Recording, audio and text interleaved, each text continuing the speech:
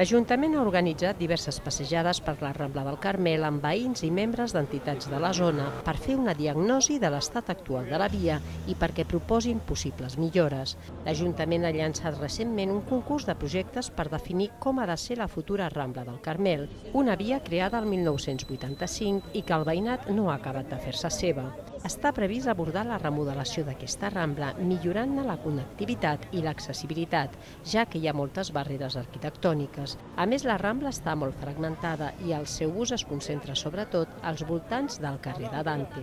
L'àmbit d'estudi és de 72.000 metres quadrats i fins al 30 de juliol es poden presentar les sol·licituds de participació. A l'octubre es coneixeran els avantprojectes finalistes que passaran a la segona fase del concurs. La intenció és que de cara al proper mandat hi hagi un projecte definitiu per executar.